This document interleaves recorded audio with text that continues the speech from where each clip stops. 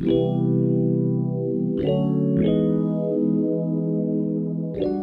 my lovelies, and welcome back to my channel. In today's video we're going to be doing a little bit more of an impromptu video, and that is an update on my seasonal reads. I did one back in like the early spring, late winter of this year, and I'm like, I'm going to do it every season. I'll do a summer one, a fall one, and I never did a spring one, so I technically guess this is my spring, summer, and beginning of fall list of all the books that I have read. So if you are new here, welcome to my channel.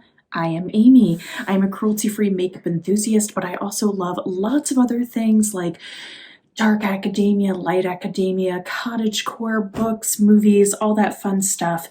So I just want to share all the stuff I've been reading. If you've been reading a lot of stuff lately, let me know in the comments down below. Let me know if you've read any of these books as well. So to start off, let me get the first one that I read in the spring, and that is We Were Liars by Lockhart. And I actually read this book because I went into Barnes & Noble and the bookseller there had said, have you read this book? And I'm like, no. She goes, oh, you should really read it. And I'm like, okay, sold. So I picked it up. John Green actually had something at the top that said thrilling, beautiful, and blisteringly smart. And it says that it's utterly unforgettable. Unfortunately, I completely disagree with John Green here. I actually think this is not forgettable, but just very frustrating. So this is a story about this young woman. She's like high school into college age, basically, and something bad has happened. She's had a traumatic experience, and so for the summer she spends it with her family. She comes from like this really rich family, and they own this little island, so they go out there for the summer, and it's just about her experience, and a lot of weird stuff happens, and it was definitely unexpected. But I did not like the twist that it took.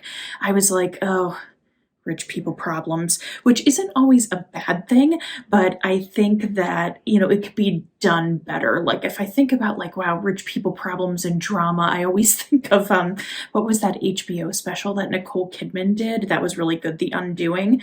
But I was actually very disappointed with this. I ended up giving this only 2 stars rating. I was intrigued, did not like the twist and turn that this took, and I was very disappointed with the ending as well. I'm like, oh, what was the point of this? But it did keep me intrigued up till the very end. I was just bummed out by it. The next book that I read is something that my husband was like, you should definitely read this, and it is Brandon Sanderson's Skyward. And I am new to Brandon Sanderson. A lot of people who love either sci-fi or fantasy absolutely love him, and for someone who actually is at his age, he's an incredibly prolific writer. The amount of books that he kind of produces and the volume that he writes is very impressive. I really liked this. This is actually a signed copy too. Let me show you the inside of it, which is pretty cool. There it is. I actually bought this for my husband as a gift because I knew he liked this author so much, and then I decided to give it a try, and I just think this is so well written. I love the story of this. So this is about a young woman named Spencer, and she is in outer space. It's basically like what's left of the human race is on this like planet that isn't really great. Most people live like in these cavernous areas of this planet, and they're just trying to survive, and they're always under constant attack as well. And ooh, my lighting just went away. Hopefully it comes back in a moment. And they're under constant attack, and Spencer wants to become a pilot really bad, and her father was a fighter pilot, and he died under kind of mysterious circumstances. They all called him a coward, and she's like, I know my father wasn't a coward. He cared so much. And then years later on, when she grows up, she ends up getting into this program to become a fighter, and all these kind of mysteries get unlocked. And so there's just so many good characters to this. Again, I love the heroine of this story. I love the concept behind it, and there's just a lot of heart to it too. There's actually a machine that's a character in this book that I absolutely love. So I know that there's a couple more books in this series and I cannot wait to read them. I really like Brandon Sanderson now and I just want to read more. The next book that we have is House of Trelawney. This is by Hannah Rothschild, and this was interesting. I saw this at Barnes & Noble and it really was the cover that actually got me. It was the cute little mice running around and it's just like so very British, and I loved the little foresty animals on it. It had a really interesting premise too. So it's about this family that owns, this Trelawney family that owns this great estate that's actually kind of crumbling to the ground. It's like falling apart in places. And so you have this one family that's living there that's like trying to hold it together. And there's all these financial problems. And then there's this one sister that is actually in finance and she predicts pretty much the downturn of the economy that happened with Freddie Mac and Fannie Mae back in 2008. And so it had like all these really interesting kind of storylines to it. And then I found myself like really intrigued. I couldn't put it down, and then nothing really happened during this book. Like things kept building, and the reasons why characters did what they did made a lot of sense to me. And it like just kept building to something to happen, and then nothing happened. And then I was kind of disappointed. So this had a lot of great potential. It was very well written, and I was really intrigued, especially with the financial aspects of this book. I thought that was a really cool thing to read about. I haven't seen that much in books, very, very minimal in film as well. So it's a good read, but it kind of left me disappointed. So I only gave this one 3 stars. The next book I actually listened to, and it was called Midnight at the Blackbird Cafe. This is a novel by Heather Weber, and it takes place kind of nestled in the hills of Alabama. And there's this character, Anna Kate, that comes home after going to school after her beloved grandmother has died, and she's kind of taken ownership of this Blackbird Cafe that she ran.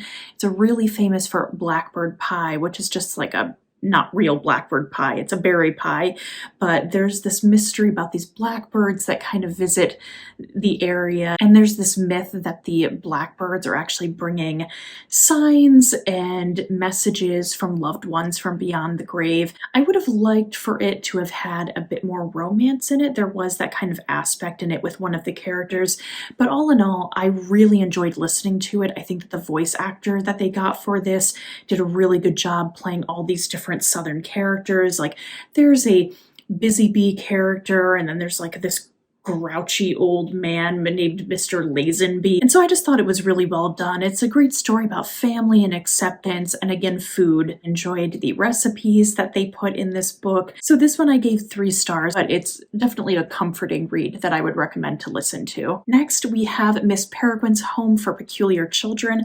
I have had this on my to be read list for years. I bought this years ago. It's just been sitting in my house. I had yet to read it, and I'm like, you know what? I'm finally going to read this.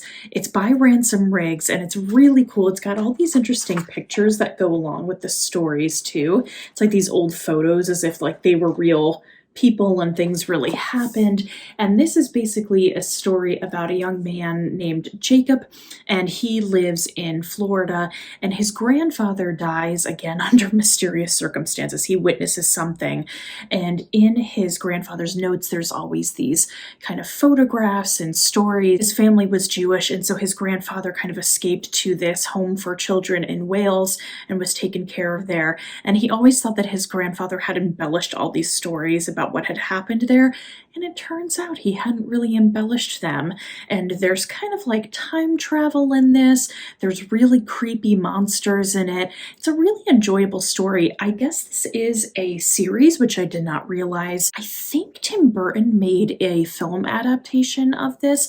I have yet to see it in full. I've seen like bits and pieces. I really enjoyed this. I thought it was a good concept. It was well written, and the pace was good too. So I feel like the intrigue that's in here, I would be interested in continuing reading this series. So I gave this another like 3 to 4 stars. The next book I couldn't put down. This is Stephen King's Later. He has been doing these hard case crime books for quite some time. He always wanted to write old school crime books, and these are very, very short. They're, I think, under 300 pages or just about 300 pages, and they're really quick reads, but again, they are so good. Stephen King always finds a way to just capture you with the characters. You understand the voice of the character, and you're just bitten by the story from the get-go. So there's this young boy named Jamie who actually sees ghosts. Go figure, it's Stephen King.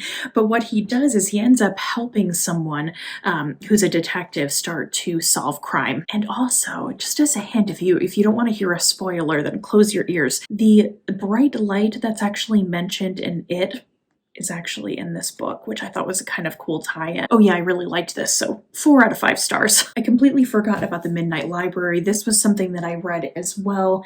This was good. I saw it all over TikTok and people had been talking about how good this was. I think it was good, but it wasn't the best thing that I'd ever read. And it's about a woman who lives in England. She's down on her luck. There's a lot of bad things that have happened to her, and she wants to end her life, basically. And so the character Nora ends up taking a bunch of pills, and she winds up in this place called the Midnight Library. And there's a mysterious librarian in this place, and all the books on all the shelves is basically any kind of way her life would have went had she gone and made a different decision. So Nora keeps opening up this books, and then she gets sucked into this world, and she has to kind of play catch up because everyone in these worlds and these different alternative universes of her are like, why are you acting so weird? What's going on? Because she's already like living in that life. So it's all these different ways that her life could have gone had she chosen a different route. And the author of this, Matt Haig, I believe he does a lot of work with kind of like suicide prevention, that kind of stuff, and awareness and, loving life and understanding that life is unpredictable and can go so many different ways and you never know where your life is going to go. So I think that's really beautiful in a way with this story. And I think if anyone is ever feeling down or sad, I think this is a beautiful book to turn to. I did feel like it was a little bit preachy at times, so I would give this maybe like a 3.5 stars. I did enjoy it for what it was, but I just don't think it was worth the hype that it got. Next, I have Mrs. Lincoln's Sisters from Jennifer Chiaverini. This was a story about Mary Todd's sisters. I mean, I have actually a background in Civil War history, which kind of made me realize how much I didn't know about Mary Todd or about her family. So Mary Todd Lincoln, this is about her sisters, and she had a really big family. Like her father remarried after her mother passed away and then had even more siblings. So she had like 6 sisters, I think, that are in this book, and it's from all their different perspectives about being around Mary, their own lives, their own experiences, because the Todd family was very well-to-do and they were in kind of like Missouri society. So I thought that was really interesting with this book to learn about them. Of course, it is fiction, but I really enjoyed the research that the author did for this. And you learn from this too that Mary was like really keen on marrying a president ever since she was a little girl, which is kind of fascinating in the way this happened. She had so many suitors and she was always like, no, I don't want to end up with them because they're not going to be the president. And somehow like she knew that Lincoln would be president. It's fascinating to me. I recommend this book. And I'm interested to read more books by this author. I have Declarations of the Rights of Magicians. This is by H.G. Parry, and this is a mammoth of a book. I could probably hurt someone with this thing. I saw this when I was at Barnes & Noble again. I got this when I got a couple of these other books, and I saw someone say, oh, if you like Jonathan Strange and Mr. Norrell, you'll like this book, because it has to deal with magical realism. So I said, say no more. I picked it up. So basically, this takes place during the French Revolution. It also takes place during the time of William Pitt in the UK when he is Prime Minister. And then there's also a storyline from a woman who is a slave and escapes. And basically magic is real in this book. And magic is used to either one, control slaves, which is a heartbreaking concept, and then 2, magic is either used for only people who are highborn or they are suppressed with their magic. So they use these bands in this book It's like a type of metal bracelet that kind of holds people's magic at bay if they happen to be born with magic. So there's a lot of interesting takes with this from William Pitt, trying to get commoners to be able to use magic, which is, again, just representative of, regular everyday people being able to have rights. And then there's Robespierre in this, who's fighting for the French Revolution. And the way that magic is interwoven with it is really enjoyable. There's also this mysterious figure who is awakening magic in certain people to make things happen. And I think there's a second book to this, and I want to read it because I want to finish and see what happens. But if you want something that's magical realism, this was very enjoyable. And lastly, I read Theodore Rex. This was by Edmund Morris, and this is a biography on Theodore Roosevelt. I actually listened to this one through Audible, and it took me a really long time to listen to it. I want to say it was like 30 plus hours. It dealt with the assassination of William McKinney, to the Russo-Japanese War, to Panama, to the food service industry, the railroads. So much stuff happened during his lifetime, and I just found it really, really fascinating. I've always found it fascinating, especially the whole Roosevelt family. There's a great Ken Burns documentary too. Like, if you really want to get yourself immersed into the Roosevelts, he did a whole thing on Roosevelt history that I think was very well done. I want to say you could watch it on Netflix. Their family was just, because they were well off to begin with, they felt this need to help, and they felt like they were put on this earth to do something, which I just find very, very interesting. So anyway, I really enjoyed this perspective, this book.